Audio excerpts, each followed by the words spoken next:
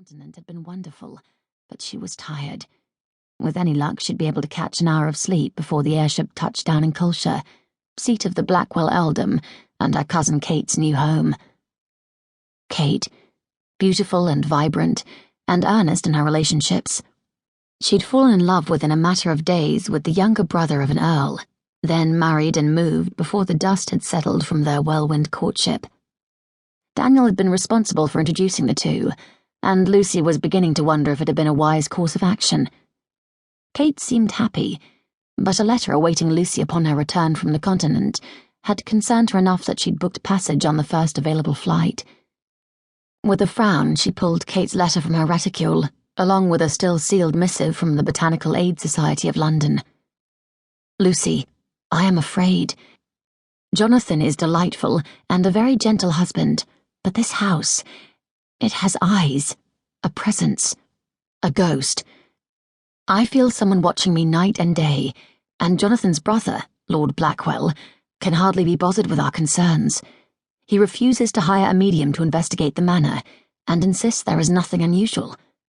The man has no heart, I'm convinced. What's worse, I fear I may be ill. My energy is lagging, and I've been enduring excruciating headaches. Lucy smoothed the creased paper. She'd read the letter at least 50 times, and she had to admit that, despite Kate's proclivities for storytelling, there was a note of uneasiness in the letter that had given Lucy pause the first time she'd read it, and every time since. For all of Kate's dramatics, she was as healthy as an ox, and not given to bouts of hypochondria. She'd always prided herself, in fact, on her robust health. For her to be ill, it might be nothing at all, or it might be something, and that was what had upset Lucy's sense of well-being. Lucy was content when those in her realm were happy, and very rarely had she ever come upon a circumstance she couldn't somehow manipulate for the better. She could host a ball and work a room to her advantage, barter and cajole, charm and finesse. And when she came upon stumbling blocks, she removed them one by one with relative ease. But Lucy wasn't a medium. It wasn't as though she would arrive at Blackwell Manor and be able to exorcise Kate's supposedly ghostly visitor. She wasn't even certain she believed in ghosts.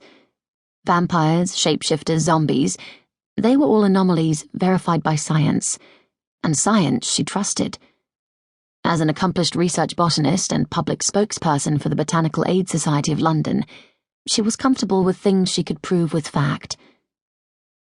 Lucy considered what she knew about Kate's new brother-in-law, the Earl of Blackwell. Her brother, Daniel, had fought with Lord Blackwell in the war, and spoke very highly of him. She had never met the Earl, however, and all accounts of the man were less than complimentary. It was readily acknowledged that he had a good head for business, and had saved the family estate from ruin by marrying an American heiress. But he had few friends, and most people found him intimidating, if not downright frightening. The fact that Blackwell's young bride had died under mysterious circumstances 1 month after marrying him did nothing to aid his reputation. Lucy sighed and opened the envelope from the Botanical Aid Society. It was quick and to the point. While our search for the anti-vampiric assimilation aid must continue full steam ahead, Director Lark feels that you must enjoy a few weeks' holiday to rest and recuperate. While your time abroad was likely pleasant, she is well aware how little time you take for yourself. She insists that you do not darken the door of these offices until well into next month. In response to your recent request, the following is a summary of what we've accumulated from the research team to date. It appears that the vampiric assimilation aid allows the vamp to walk among the living undetected for a period of only 1 year, not 2, as we previously suspected. After approximately 12 months, the aid wears off and is no longer effective. The vamp then cannot eat regular food, walk in sunlight, or disguise the fangs. The vamp appears to lose a significant amount of speed and agility while under the influence of the aid. The ability to transform into black mist also seems to be affected, and can only be held for a limited time. Vamps in mist form may still inflict damage on victims, however, requiring the immediate application of anti-venom.